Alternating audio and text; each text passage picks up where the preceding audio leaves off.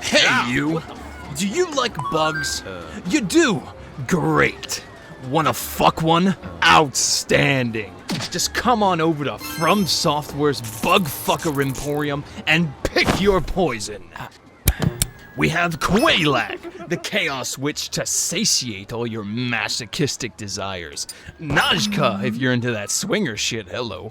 Romina, a delicate flower at first glance, but watch your hands or you'll join the stains on the casting couch. Or, and this is our most booked model, the coveted Centipede Demon. All the sentient, tail-loving action any bug fucker could ask for. Oh, what's that? I see, really now. You don't want the Centipede Demon? What the fuck is wrong with... Alright, so you want Romina, huh? Okay, well... Somebody get this fucking guy out of here. Yeah, just take him... Alright, thank you, cool. Oh, You're finally awake. You wanted Romina, right? Well... Here at the Bug Fucker Emporium, we've commissioned a few videotapes from our local schizophrenics, so, while you're here, we're gonna play Romina's episode for you, just so you can think over your decision. Really, you should consider the Centipede Demon. Ladies and gentlemen, gather around the bonfire for tonight's special presentation, suggested and brought to you by this charming commenter.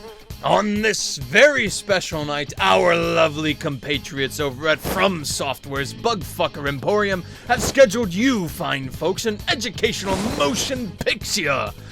On this fine evening, we will be presenting to you Song to Story. From the depraved mind of our sad scriptwriter on the Z-Feet channel, we bring to you the two-part narrative discussion of From Software's latest fuckable bug, Romina! The Saint of the Bud herself. If you're into Holy Sisters, rotten pincers, and pelvic blisters, then we have the perfect insectoid for you. Hailing from the veiled realm of Elden Ring Shadow of the Erdtree DLC, Romina herself is actually one of the more overlooked bosses in Elden Ring's repertoire. She's one of the few mandatory bosses as well, which, similarly to Rolana, makes it a damn shame she doesn't get anything like a cutscene or even spoken dialogue. But we'll save that rant for our pitiful in-program narrator. For now, my friend, allow yours truly to give a brief overview of the upcoming presentation. In this motion picture, there will be two segments, the first of which serves as a story overview. The narrator, Mr. Z himself, will provide you with a full comprehensive overview of Romina's lore coupled with original graphics created with painstaking love by said narrator. Don't tell him, but he's not getting paid. So after the story analysis is finished, Z will present to you the song analysis. In said analysis, our pathetic little jester will attempt to break down the boss theme of Romina. Thankfully, though, we have an assistant, the ever-impressive Davi Vosk, a music composer from video games and a technical wizard. I'll use clippings from his own breakdown of Romina's bossing to supplement mine, since he knows a lot more about the technicalities of music. Of course, I'm not some ruffian bandit, so all of this is with permission from the big man himself. Now, with that out of the way, listen up, my friend, as we here at Bugfucker Emporium present to you Song to Story!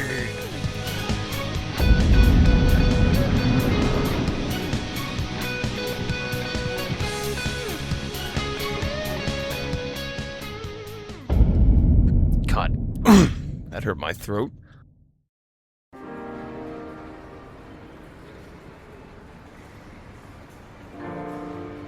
This story begins in a church. Wait, no, hang on. What the fuck just happened? What?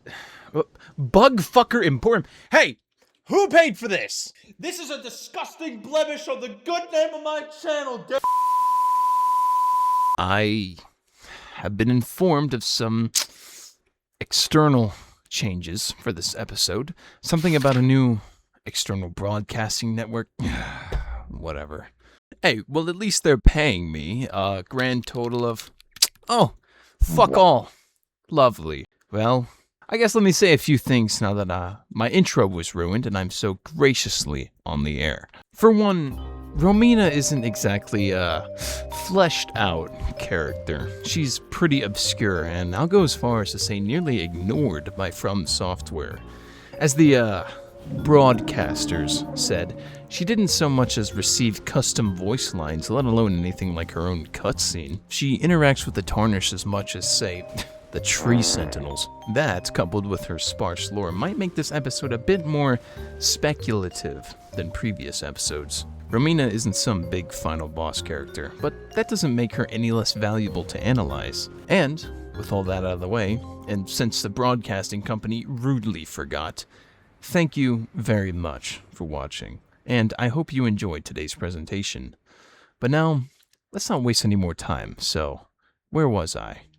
Oh yes, this story begins in a church. This is the Church of the Bud, a prominent seat of worship in the place that would become the Lands of Shadow. You know, now that I say it out loud, it's kinda stupid there isn't a name for this place. It is the Land of Shadow, but before the Land of Shadow, it was just a part of the lands between. It's the most central part, sure, but a part nonetheless. It doesn't have a name like Liurnia or Caelid, so I have no idea really what to call it. It is the birthplace of the Crucible, as described in the Crucible Hammer Helm item description. It says, quote, Devonia quested in search of the Crucible's origin, and departed from the lands of the Erdtree alone. Devonia's search led them to this spot, so naturally it's safe to assume that the land of the Crucible is here, or somewhere close by, at least. Maybe we'll just refer to it as that, the land of the Crucible. Now, if there was one thing to know about the Crucible, it is that it was an order that worshipped life itself. We can see evidence of this in their sorceries and how all of them are tied to animals, the earth, and plants. So, in this Crucible-dominated land, naturally places of worship existed. Enter the Church of the Bud. They did pretty much what you'd think they would. They worshipped buds, flowers, and plant life itself. Now, we know little to nothing about this Church of the Bud, so most of what we're going to discuss about it is derived from environmental assumptions that we can make in-game, so we're going to jump in and analyze it ourselves. The Church of the Bud is nestled deeply within the ruins of Rao, another extremely vague location. Rao is almost like Ulasil from Dark Souls 1, an ancient, once extremely important location now long gone, lost to time and the overgrowth of nature. The context clues we can pick up, however, tell us a few things about this ancient civilization. For one, they were at least humanoid in appearance. These giant statues of women, presumably shamans or priestesses, tell us that. These statues can be found pretty much everywhere inside the underground sections of Rao. They tell us that whomever these women were, they were especially important, almost revered as goddesses among men. I mean, the sheer enormity and frequency of these statues cannot be understated. They're bigger than most houses, certainly larger than any statue of Godfrey I've seen. If these women were shamans, that's a whole other can of worms, as that would mean that they're the same people as Marika's kin, Numen women who were spiritually aligned. The shamans we know of in the present have a detailed history of victimhood, of persecution and death by the hands of the Hornsent. But Rao predates the Hornsent culture. These shamans, if the statues are truly in their image, were clearly revered and upheld in the highest regard of Rao's culture. If these statues aren't representing the shaman, then it's likely they're the priestesses of the Church of the Bud. Again, Rao and the Crucible were all centered around nature and the fundamental truths of the earth and the circle of life. The bud represents rejuvenation, the breaking of the stagnation of winter, the preservation of life, and the promise of what's to come, blossoms and propagation. We can see that the church features exclusively womanly statues. Not a single man served the bud, or at least none were notable enough to be immortalized in stone. There is also a certain tie to motherhood through the idea of the bud. A bud is almost like a baby to be nurtured into a flower and eventually carry its pollen to another plant. For an entire religious order to be formed around such a concept and then to be led solely by women is exactly the hyper-femininity that lies behind most Souls games. This is doubly so when we consider the main focus of the DLC as a whole, that being motherhood and love. If we exclude Miquella's chicanery, which honestly was never the drawing point of the DLC, we focus on the true main storyline of Shadow of the Erdtree. Mesmer and Marika's abandonment of him. I saw this post the other day on Instagram, and as fucking stupid as it is for me to be referencing it, I think it puts it perfectly. Aside from the blatantly false "I love women" claim, I mean, come on, Miyazaki's trying to shove femboys down our throats at this point. Wait, the post is extremely true. Quote, "This game is about motherhood, the cycle of suffering, and how love can build or break the entire world. Everything stems from love, be it anger or loss. Love is the driving force behind it all, and this game highlights that its cruel abandonment leads to one being beyond saving. You cannot embrace the whole of it when the whole of it includes the cycle of violence. You must upend it and start anew." End quote. Marika suffered greatly in her time in the land of the Crucible. Her people, the shamans, were butchered by the horn scent. Their mangled bodies were stuffed into jars and left to ferment with the corpses of others to be reborn into sainthood. Having escaped this cycle, Marika would have her children, but for Mesmer's case, he was hardly loved. He was born cursed with the base serpent, and to suppress it, Marika would place a seal in the stead of his right eye.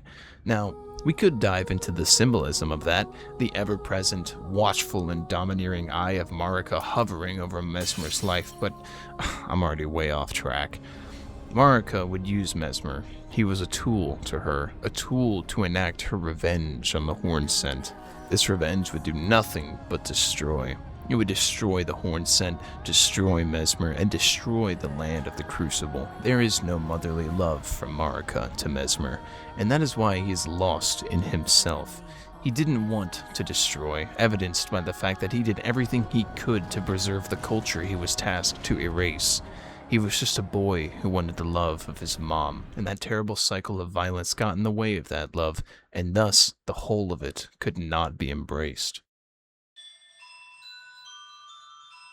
Motherly love, then, is something mirrored in the Church of the Bud. It'll become more obvious later on, but for now, keep that femininity in mind. Now, let's come back to the Church of the Bud, an all-woman church led by one Saint Romina. Her past is mostly obfuscated through the haze of Rao, but there are a few things that we might be able to discern if we look elsewhere. We all know the Church of the Bud to be the big DLC Scarlet Rot area, but what if I told you that that Rot affiliation extended far, far into the past? Now when I say Rot, I'm not talking about the Scarlet Rot, no. I'm talking about something far less deadly, just normal rot. The rot didn't start out as Scarlet Rot, it was just rot. The outer god of rot existed long before the Scarlet Rot, and it may be the case that the Church of the Bud worshipped this god. Now, before I get into it, this is highly speculative, so bear with me. This theory originates with the Forager brood. These guys are old as hell, the kindred and the foragers alike. Moore himself, the only forager we can speak to in-game, is almost a primitive human, speaking simply and apparently with a lot of thought. Together, we work. Together, for Mikola the Kind. Many things we have found. However, the main lead of this theory lies in the Forager brood's armor, the verdigris armor. Let me read out the description of the set. It says, quote, "Armor made from an unusual metal known as verdigris. Verdigris is said to be the gift of an outer god, possessed of an enormously hefty yet supple strength thanks to its rusted nature." Now, I know, I see you typing, but Z, how can we know what outer god gifted the armor? Well, my friend, let's think for a second. For one, the kindred of rot, the centipede pain in the ass guys, are quite literally that, kindred of rot, the family of rot. They're heavily related and shown to be associated with the outer god of rot in present day. They're not called the kindred of scarlet rot, just rot, which leads me to believe that it's likely they follow the outer god directly, not the scarlet rot as a phenomena.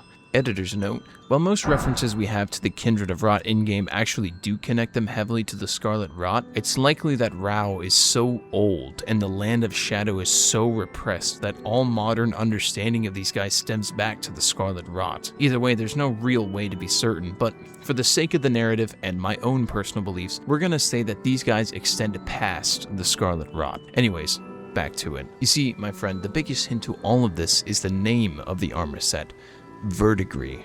What is verdigris, you may be asking? it's rust, notably the greenish tint that appears on copper, brass, and bronze. You know, like the Statue of Liberty or Minecraft. Rust is more or less the equivalent of rot onto metal, or rot onto your brain, depending on how you swim. Both rot and rust are a biological breakdown of physical material. It's not a reach to make the comparison. So, if we draw back to the ancient civilization of the Forager Brood, to the times of the Church of the Bud, it's likely that their armor was gifted to them by the outer god of Rot for their worship. The item description does credit the fortitude of the armor directly to the rusted nature, so it's likely that this isn't your grandmother's rust, this is some serious shit. All of that is to say that yes, it's likely that these ancient civilizations and groups that made up all of Rao worshipped the god of Rot, but long before it had manifested into the Scarlet Rot, hence why Romina, likely the head mistress of the church, would become so prominent in the future to come.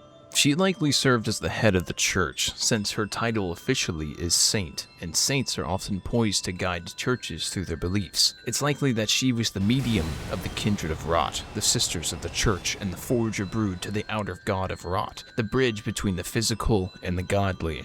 Perhaps through her holy scepter, Romina was able to contact the outer god of Rot. Not much is known about this staff, other than it would bloom into her pole blade later, but one thing is for sure, it is a holy relic, and Romina would hold on to it dearly. It's likely that this bud, along with the many buds that surrounded the church, attracted these butterflies. These rotten butterflies are a bit of a phenomena, but their mention is important. We know these butterflies would eventually become the wings of Melania after her transformation into the goddess of Rot, but for now, they live safely around the Church of the Bud and elsewhere in the lands between. Notice I say for now, as the golden age of the land of the Crucible was about to come crumbling down in a flood of fire.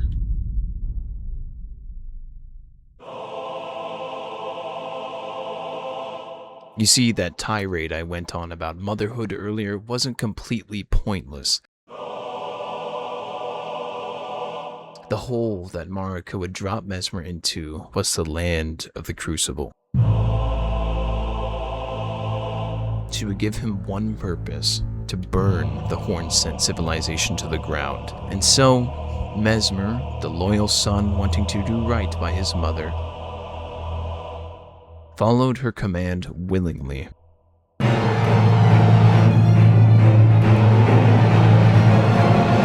He would go on the infamous crusade, a scorched earth-style obliteration of the Horn-Sent culture. Despite what I'm about to say about Mesmer, the damage this dealt to the entirety of the land of the Crucible cannot be understated. His furnace golems still roam around to this very day. The lands, while healed, bear the scars of tidal waves of fire. Entire civilizations hardly recovered from this hateful inferno. But Mesmer was more of a tool than anything. You see, despite all of this, Mesmer was clearly an individual with a lot of love in his heart. I know, a bit of tonal whiplash going from that hard-ass edit to something more tender like this, but bear with me. He wanted to obey and make his mother proud, but also found value in the Horn-Sent culture. As I stated earlier, he would dedicate a giant portion of his castle as a sort of museum/warehouse for the Horn-Sent culture. It was dubbed the Specimen Storehouse and contained 7 stories of study, preserved relics, endless tomes of knowledge, and giant statues, all preserved under his command, in direct contrast to his mother's wishes. Speaking of, Marika may also have had a lot of love in her heart, but not for Mesmer. As Mesmer's crusade drew on, she would cast the veil of darkness over the land of the Crucible, turning it into the land of shadow. Mesmer, now effectively trapped in the land of shadow, was forced to clean up a mess he didn't want to start, Marika essentially disappearing from his life from that point onward. Now, when you destroy an entire nation with fire as your weapon of choice, tell me, what does fire do exactly? That's right, it spreads.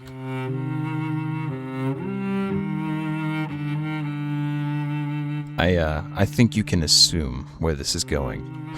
I think it's safe to assume the Church of the Bud was a neutral party in this.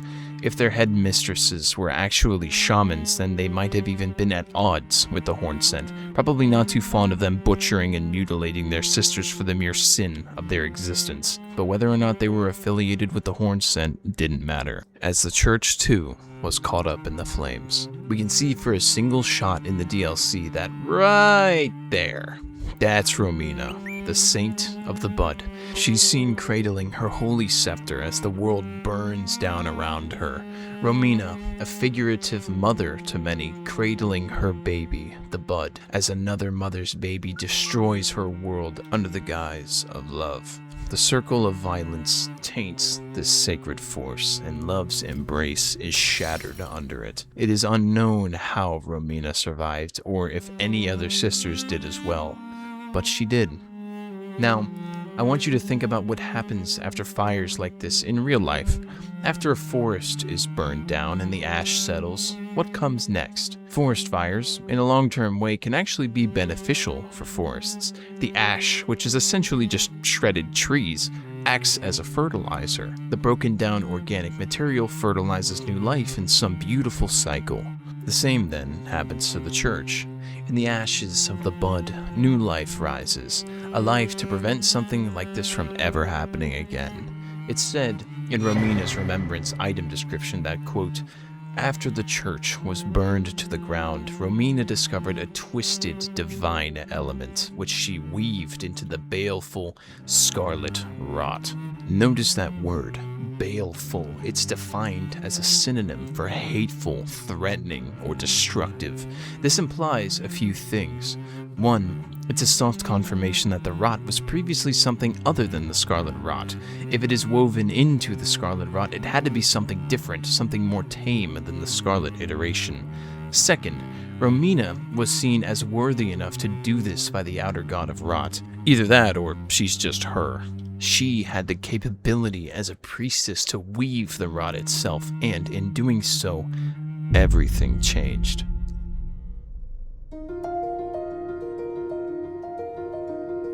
Rot and decomposition have a large connection to bugs, obviously. Bugs and detritivores break down biomass, which of course we know as rotting. Bugs have a separate tie to the rot in Elden Ring as well. The butterflies we mentioned earlier are an example, but it's also seen in enemies like the Kindred of Rot, or weapons like the Scorpion's Stinger. Naturally, once Romina began to use herself as a conduit for the rot's evolution, she began to evolve herself. She blooms into the design we see her in-game.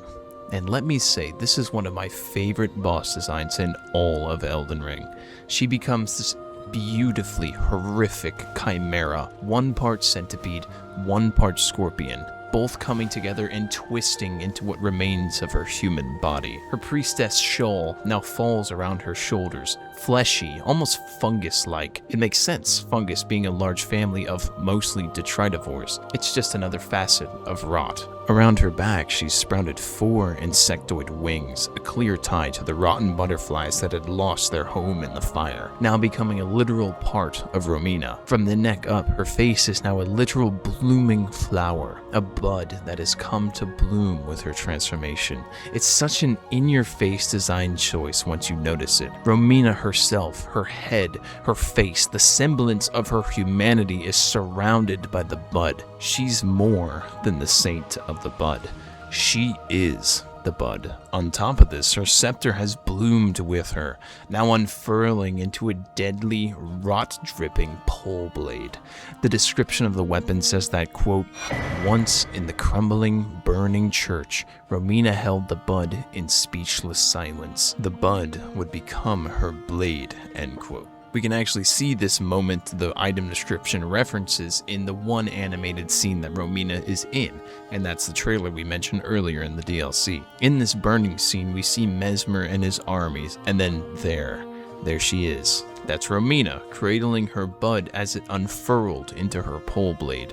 This beautifully tragic scene as the world burns around her pictures her rebirth, the rot evolving from the ashes of the church. Just one intimate shot of one of the thousands of victims of Marika's ethnic cleansing of their culture. But other than that, That's essentially all there is to Romina. She's honestly kinda underdeveloped, which is a damn shame. To be fair, not every character has to have an overly developed and deeply contrived story, but it just feels a little undercooked. Probably because I love this boss so much. I love her character design, her lore, and you know I'm always game for a fuckable bug. So, it's really sad to think about what we could have had, but I won't let that distract me from what we do have. An underrated gem of a boss, and one we, the Tarnished, will need to see in order to get through the DLC. And so we begin our adventure through the Shadow Realm, chasing after kind Miquella and his quest to ascend to godhood. As we make our way through, we wind through the fields of the Graveside Plain, meeting a merry bunch of NPCs as we do so. It's interesting to me that not a single one of them mentions Romina.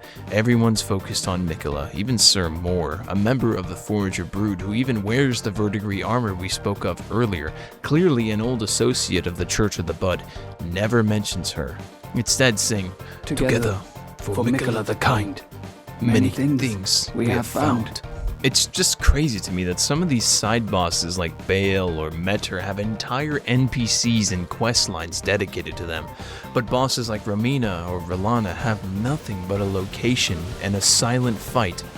But whatever, I think I've complained about it enough, so we make our way through the DLC, fighting through the aforementioned Vallana in order to get through to Mesmer. Now, we need to burn the shadow thorns keeping us from Einar Ilum, and to do that, we need to get to the sealing tree and burn it with the kindling of Mesmer. And so, we do just that. Pressing forwards, we enter through the Shadow Altus into the Shadow Keep, a massive looming castle in the seat of Mesmer's crusade. Going up this elevator, we have to contend with this beautiful British smile before making our way through the castle and finally up some more into Shadow Keep. We make our way through all of Mesmer's chudlings and up another elevator into the specimen storehouse. I absolutely love this area. The environmental storytelling is top-notch. This is the giant tower I talked about earlier, where Mesmer protects the last vestiges of the Hornsent culture, the culture he was forced to purge thanks to his mother. It's a beautiful area, a massive spiraling tower with shelves upon shelves of tomes, giant hanging relics, and dozens of scholars pondering the existence of the Hornsent, committing their lost culture to memory. We make our way up this seemingly endless skyscraper, confronting many hooded knights and some ballsy scholars. Eventually we come upon a bridge with a fight that seems way too cinematic for just a regular, albeit unique, Fire Knight.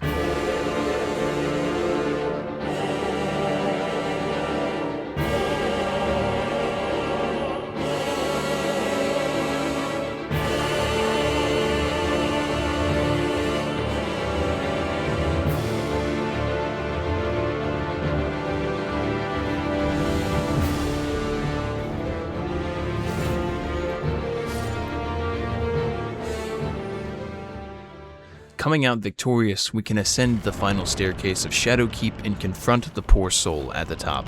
Mesmer's fight is a beautiful but sad one. It inspires complex emotions.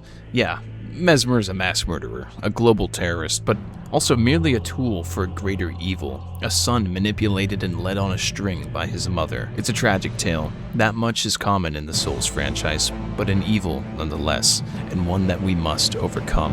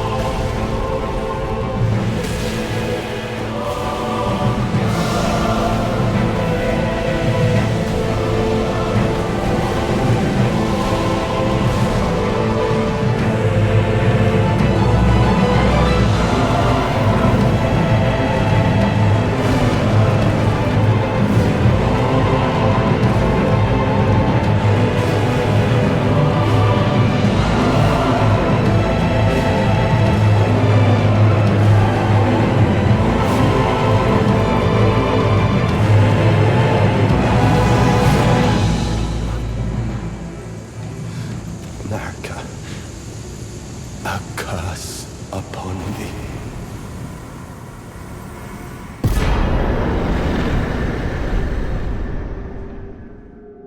We now must proceed to the ruins of Rao, and our first look at the places in Elden Ring staple. Off in the distance, we see the giant shadows of Einar Ilum, our final goal. Elden Ring loves to do this. In the main game, the iconic opening shot shows us the Erd Tree, our final destination. This is mirrored in the DLC, even if our end goal isn't the Shadow Tree, but here in Rao, it absolutely is that shadowy tower. Tearing our eyes away from the establishing shot, we begin through the frame-destroying, GPU-dominating forests of Rao, overgrown with ancient-looking subterranean structures deep inside. While moving through the dusty corridors, we can find those giant statues of the priestesses deep within, surrounded by rays of light and fallen rocks. As I went over earlier, these statues are massive. The priestesses clearly held some massive importance in the culture for them to erect these towering monoliths in their image. I especially love this bust. The serenity on the priestess's face, the eyes comfortably closed. The little attention to detail of the candles being maintained and lit is a touching addition. It tells me that this shrine is still tended to by someone. These old figures are still loved by their loyal followers to this day. Going through some more tunnels, we come upon one of the most badass scenes in all of Elden Ring. This motherfucking Crucible Knight staring off into the horizon, looking at the shadowed city and the ruins of what once was a cultural cornerstone. This is the same Crucible Knight we mentioned earlier, Devonia, the longest serving of all the Crucible Knights. Their hunt for the Crucible led them here, a long overgrown wasteland. It really is a story told with no words, and I fucking love that. Now, turning the corner is another one of my favorite views in the game. The jagged peak, the drapes of the veiled tree, the tip of Shadow Keep, all framed within the ruins of Rao. It's a complete package of the DLC, minus, of course, poor Midra. Pressing forwards, we see the remnants of Mesmer's crusade. A furnace golem lies motionless before standing up and sending waves of spiraling flame out to kill us. Now, as we approach it to kill it, this fucking thing just demolishes my frame rate. Usually they're pretty bad, but pairing it with the GPU destroyer of Rao, it's just my PC's Achilles heel. Despite that, we can take it out after 1,000 years and move forwards. Moving down, we move forward on foot, fighting through these horn-sent guys that are as tough as nails, and now into a separate ruin mired with rot, which means we must be getting close. Taking our time and admiring the hallways, we come upon a large open room with a lot of the kindred of rot milling about and even worshipping this statue. It leads me to believe that the previous statue with the candles was being tended to by the same kindred, which it's cool to think that they're not just mindless monsters. These guys have a concept of divinity, of worship, and of maintenance of the shrines that represent those concepts, which is a really lovely little bit of characterization for an otherwise inhuman and hideous group of pests. But other than that, we're here. The rot leads us to that faded fog wall, and the beautiful, chitinous Saint Romina lies in wait beyond the veil.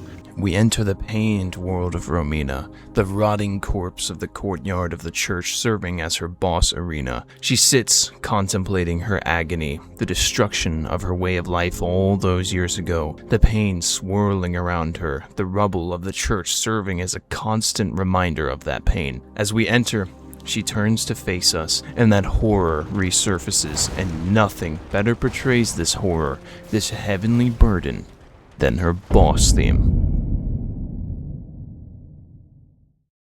We finally come face to face with the saint herself, our tarnished finally laying eyes on her, and she is, as I described before, grotesquely beautiful. Standing solely in the hollowed out courtyard of the Church of the Bud, and presented without a cutscene, without dialogue, we get straight into it.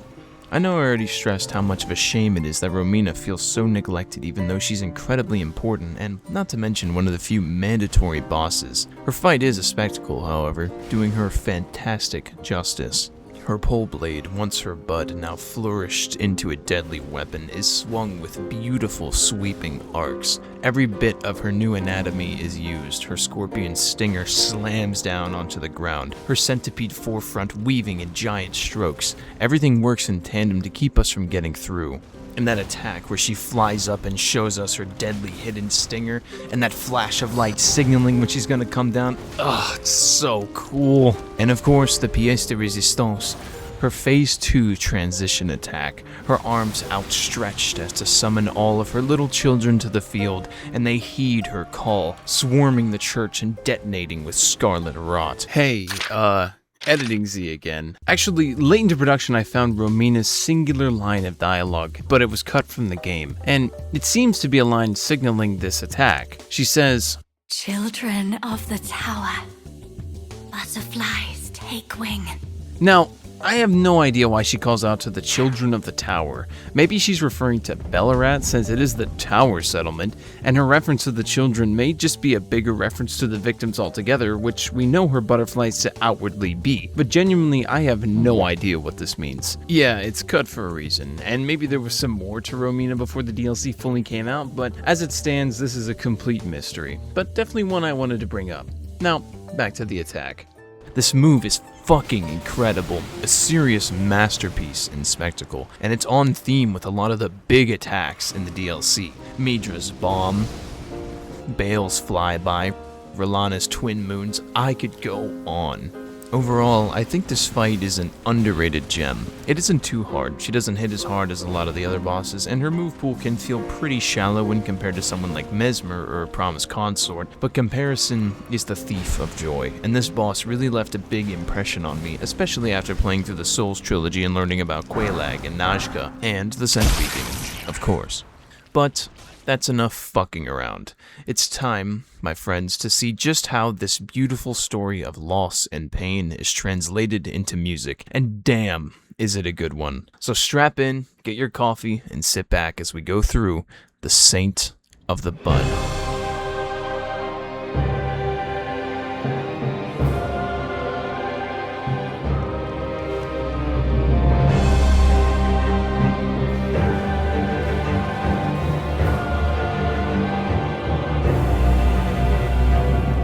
Okay, immediately the sound profile of this track sets up Romina's image beautifully, so let's pick it apart. First off, there's almost a complete lack of male choirs throughout this song, consisting entirely of, I think at least, female voices. This lines up with her story. The choir of the song represents the sisters of the Church of the Bud. Both the song and the lore make no mention of any man or men related to the church, at least in service to it. That church aesthetic is then backed up by that beautiful organ. The organ in real life is, of course, synonymous with churches and clerical choirs, as they're almost the only example of organs still being commonly used in modern day. It makes complete sense then when we fight the saint of the church that church-like elements would be imbued into her boss theme. The scale of the song, the stakes, if you will, are embellished by that imposing timpani, large orchestral drums that really give this opening a sense of urgency and drama. It's as if the ghosts of the church are swirling around us as we enter into their hallowed lands, crying out in pain from Mesmer's crusade, but also singing alongside their saint. Speaking of which, Romina herself does not have an instrument to define her, no solos or dramatic standout performances, at least, not yet.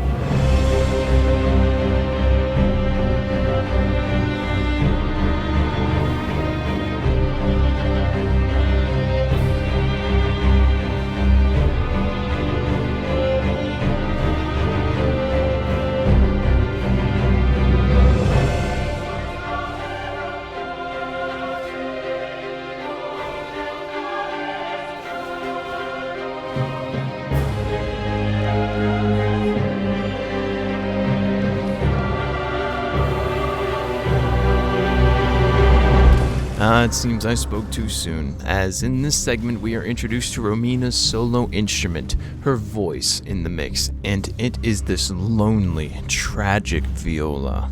The viola is an instrument similar to the violin, but its extra strings allow it to play much lower, which we are hearing in this track. Notice this beginning segment when the viola is introduced, how lonely it is. The female choirs are completely absent when the viola is playing Romina's solo, and that is a beautiful piece of storytelling. Romina is from the church. Romina is the vessel for the outer god of rot. Romina is here, but the church is not. The sisters exist apart from her, leaving her alone and her solo empty. they tend to use a lot of solo instruments, solo strings with very specific, nuanced melodies to represent these characters. And, you know, using a solo instrument, a unique voice, an individual voice is a very good way to represent, to symbolize a unique individual character with a unique personality, right?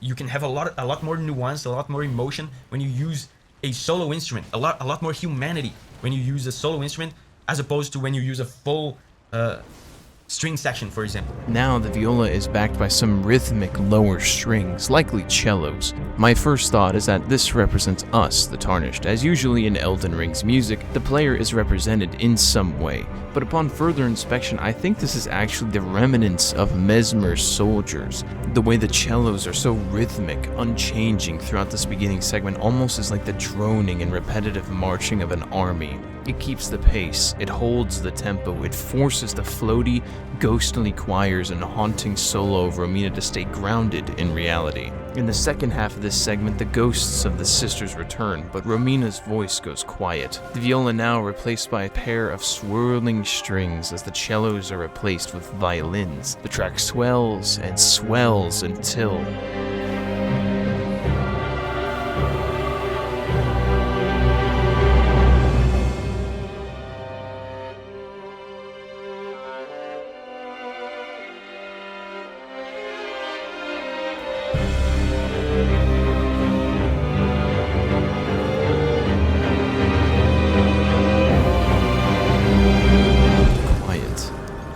with a bridge as Romina's solo voice comes back, now more alone than ever. Just really listen to how painful this sounds, how heart-wrenching and alone it is. The track almost disappears around here, the choirs, percussion, and organ completely gone. Only the swirling strings remain to frame her second harrowing solo. Halfway through, the rest of the orchestra returns as the bridge builds and builds again as we finally reach...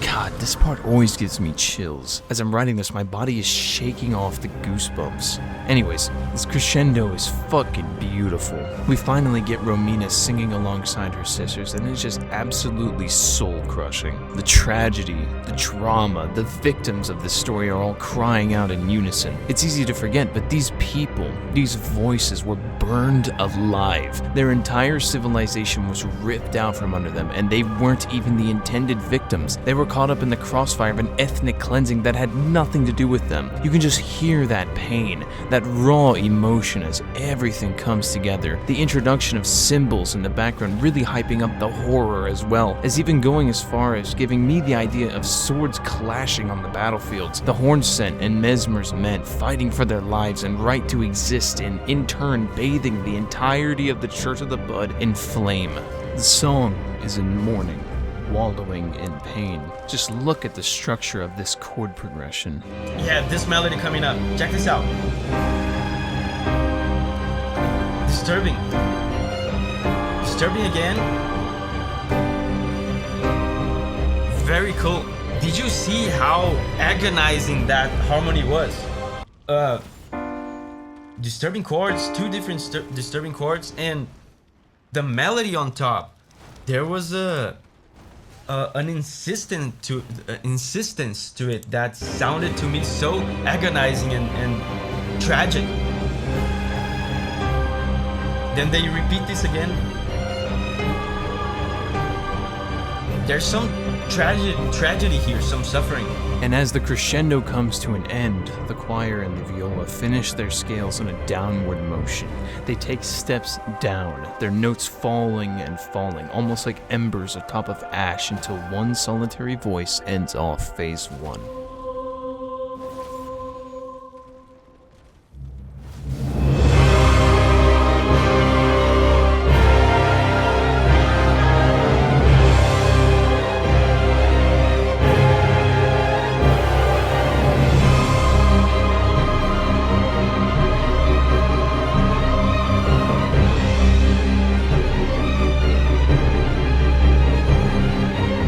Phase 2 enters with a fury, almost a hatred, a justified blaze of emotion and passion, almost like Romina transforming into the vessel of rot.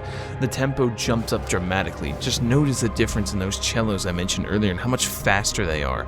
The music unfolds, the violins frantically dancing atop the choirs of the church. It is as if this is painting the scene of Romina down on her knees, cradling her bud as the pain simmers over, as her pole blade unfurls, as her wings spread, as her body distorts and evolves and the butterflies surround her. This dramatic explosion marks the narrative transformation of Romina into the saint. Also, I'm going to replay the beginning a bit, and I want you to listen underneath the track.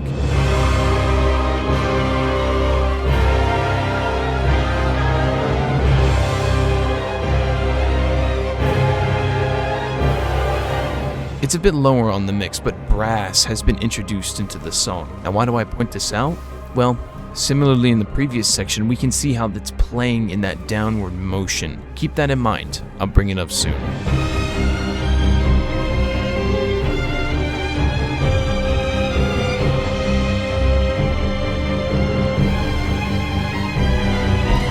Okay, I hate to pause it again, but really quickly, I just wanted to highlight that beautiful call and response section between the viola and the violins. For those who don't know, call and response is a musical technique where one side calls and the other responds. Fucking crazy, I know. But in this segment, it can be interpreted in some pretty amazing ways. For example, the outer god of Rot calling out to Romina, Romina responding through her actions against the Tarnished, the ghosts of the slain sisters speaking through Romina since they've been represented through these violins seen earlier in the track. Or it could even be Romina and the Tarnished. Remember earlier how I spoke about the Tarnished usually having something to represent them in the song? Those frantic spiraling violins could represent us dodging and running around Romina while we clash. It's just a beautiful moment, but one that's short-lived.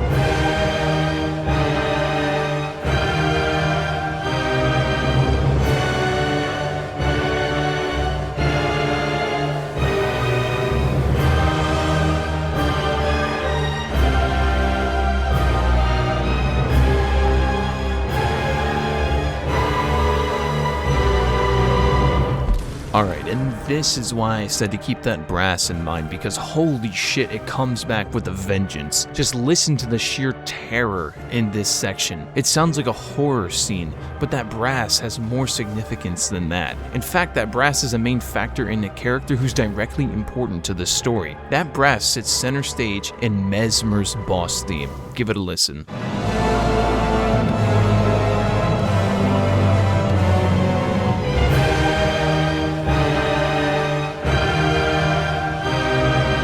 They played these 4 descending, heavy fucking attack notes. The progression of sheer terror, the progression of war, the shadow of Mesmer's crusade, and the soul-crushing destruction he brought onto the Church of the Bud. It's such an awesome reference, considering how intertwined Mesmer and Romina are, albeit at a distance. Other than that reference, the segment embodies such a heavy and climactic crescendo for Phase 2, almost like Romina lamenting of the pain forced onto her from Mesmer, the culling of her people, her way of life, and the sheer tragedy of her story.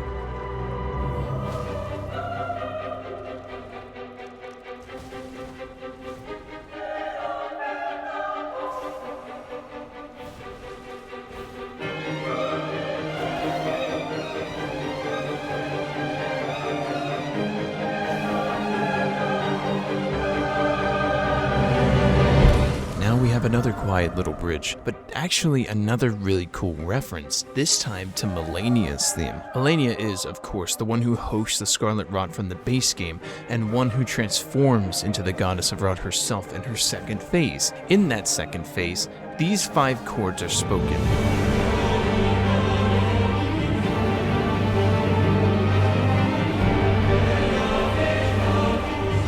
And in Romina's, they are respoken. In fact, they are spoken repetitively, almost like a chant of some kind.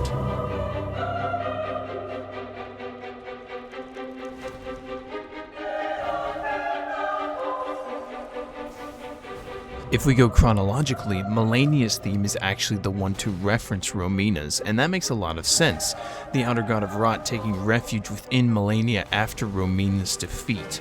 Romina does not become the goddess of rot like Melania does. She's merely a saint of its church, but she is the original.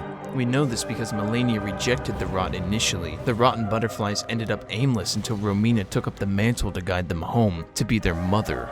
It's almost as if these 5 chords are the doctrine of rot, a scripture for Romina, but for Melania, merely a verse. This is doubled down by the fact that it's, again, sung exclusively by the female choir, which we know is representing the sisters of the church. It's a crazy callback, especially right after the Mesmer tie-in. God, this track is good. But man, I just want to highlight these choirs from before here. There's such a sense of destiny to them, the sense that something of huge importance, something of huge consequence is happening. But also in the harmony, there are some repetitive resolutions here that suggest to me a theme of predestination, a theme of something that is fated to happen. Check this out. Check this out.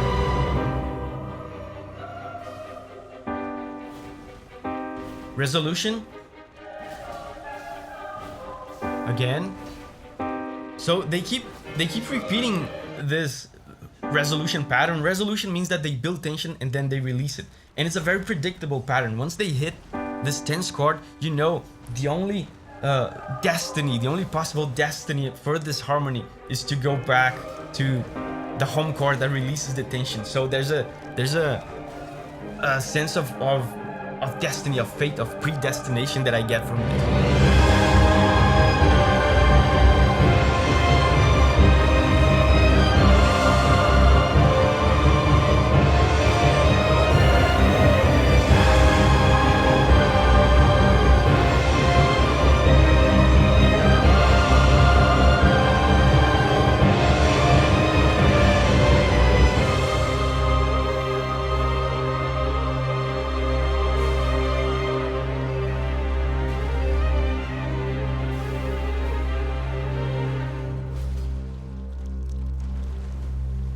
The crescendo of Phase 2 is a gorgeous combination of the climax from Phase 1 and Mesmer's brass. It's a reprisal of that first agonizing melody from the first phase, now evolved into something greater.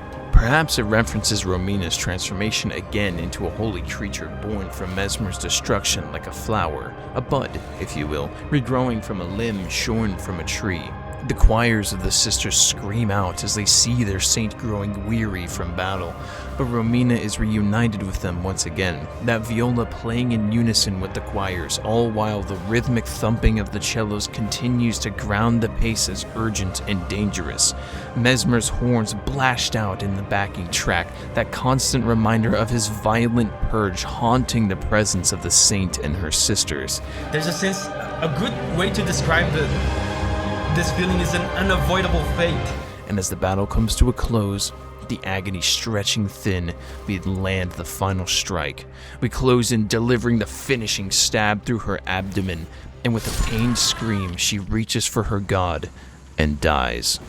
With that, the track comes to a whisper, and actually comes to rest on the home chord, that being the main chord of the track, giving us a sense of finality. Whoa, that's rare, dude. They usually leave some tension even at the end of the song. The song is done. There's a sense of conclusion, of finality to this. Things are about to change drastically.